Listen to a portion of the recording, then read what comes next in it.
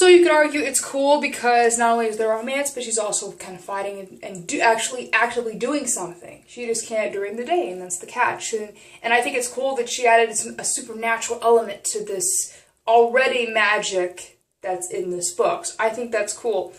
So of course that's why I read it. It really intrigued me, the difference that she made to it. So it's totally, this kind of thing, twisting fairy tales like this is totally up my alley, depending on what you do and how you do it.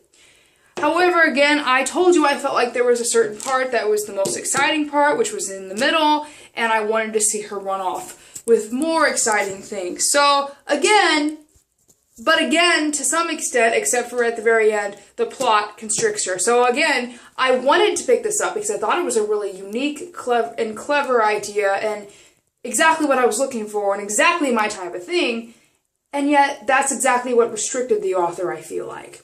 Because, for example, there's a part where she's in the palace, and it's like, she's like, there's a guy who offers to take her to a different kingdom. And she's like, oh no, I have to stay here and protect my family. And they're still under the curse.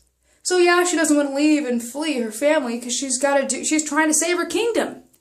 But I think it would make a book more exciting if they're like, oh, we've got to go to this area. Oh, now we've got to go here. Because we're as if we're trying to find something. Oh, we got to find the stone that's over here. Then we got to go over here and find another stone to help solve the mystery. Or whatever. I think that's so much more interesting and fascinating. But as a result of the curse, she was compelled to stay here, basically. So I felt like the actual plot kind of restricted how good the story could have been. Like the actual idea of the story constricted how great the plot could be, I think. I think it's better said that way, if that makes sense. So, like, there were times where I wanted her to leave the castle, like I said, or I feel like there was another example where I was just like, well, if this could happen, this would be so much more interesting. But unfortunately, they're stuck where they're at because of the curse, basically. And even if she can physically leave, she doesn't want to leave everyone, of course, because she's trying to make things better and improve. So maybe the author could have thrown in a thing where, if she left, she could have got something to break the curse, and then she could have came back, but maybe she could have thrown something like that in, and that would have made it more interesting. But still, she was more constricted as a result of the main idea of the story. And the evil queen couldn't enter Exandria, which is the main place where Sleeping Beauty lives, because of the curse. So that again is another restriction. She had to stay away. And now I also feel like, the book could have been a lot more creative without the restrictions. And also, as a result, even at the end when there's not as much restrictions, then I would think that maybe, spoiler alert, I would think that maybe she could have done something more creative and better with that. I don't know how much more I want to give away, though, just in case someone wants to read it. I could make this video a lot more in depth, but again, someone might want to read it. I could say a lot more, but I don't know how much I should give away. I will say this, though, she befriends a vampire, and that's actually, I think, pretty cool, since those are the two kingdoms that are at war.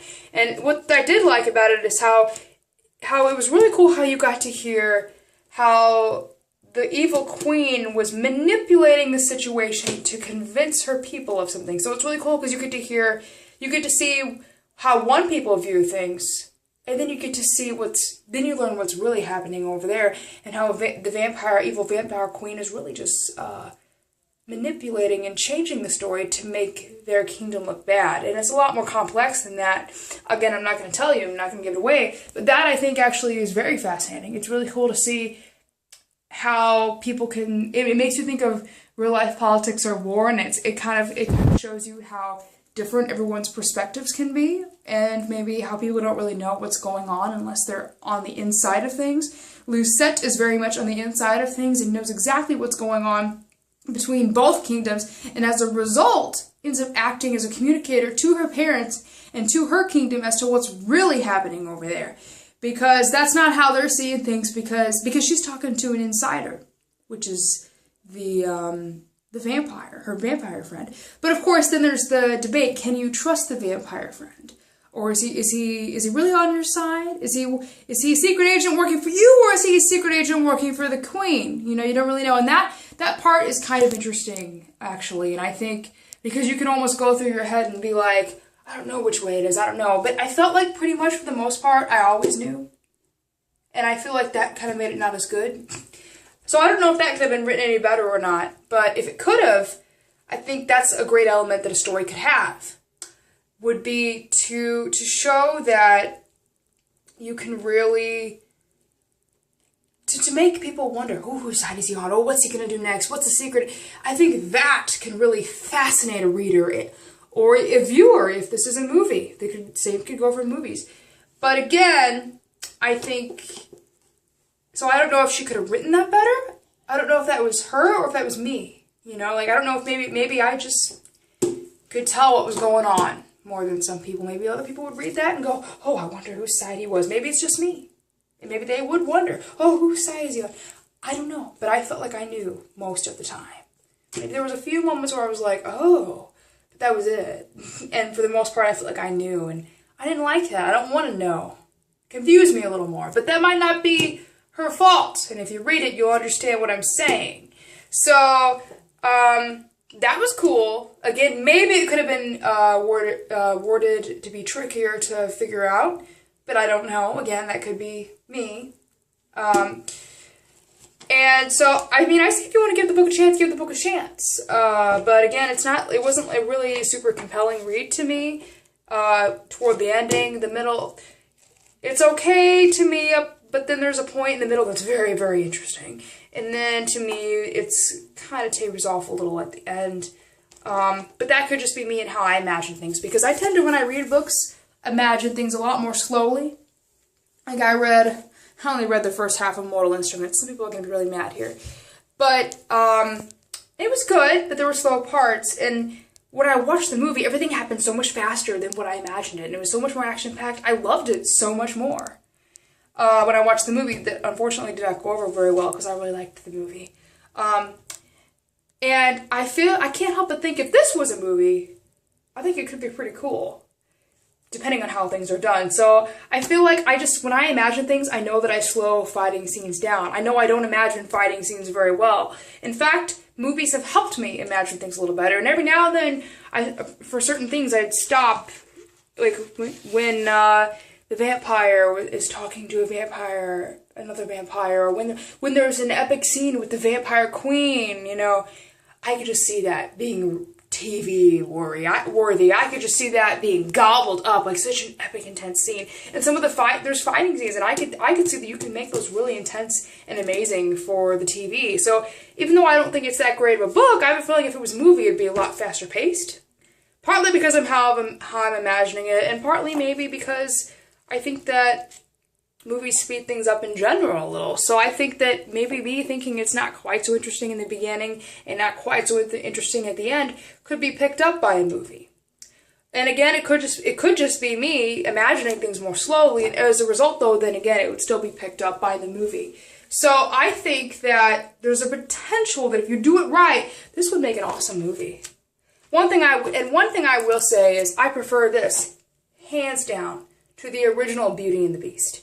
Hands down. I don't care if this wasn't the most amazing book ever, because in my opinion it wasn't. But I will say it has potential. I think it has potential to make an amazing movie. And I will say I think it's way better than the original tale. They're making the Beauty and the Beast live action movie, but I think I'd like to see the Sleeping Beauty Vampire Slayer live action movie, personally. Instead of them making a regular Sleeping Beauty live action movie. I know they won't do that because they don't think the story plot's good enough for Sleeping Beauty, and Sleeping Beauty is not as popular as, say, Beauty and the Beast or Aladdin or everything. But I'm just saying, hypothetically speaking, if they were going to make all the Disney movies into action movies, this is the one I want to see, not the original Sleeping Beauty. Let's be real here. Again, I think it has potential to be amazing. So, if you want to give the book a read, go ahead and give the book a read. If you found my video interesting and or helpful, go ahead and give it a thumbs up. If you've read the book and you have stuff you want to add to it or say, definitely comment below because I totally want to hear what you have to say. No doubt about it. Let's have a discussion. I'm totally game. My name's Andrea Lewis, and I hope that maybe you like my channel and maybe you can subscribe. Over and out. Hasta luego. See you later. I don't know what I'm saying. Goodbye.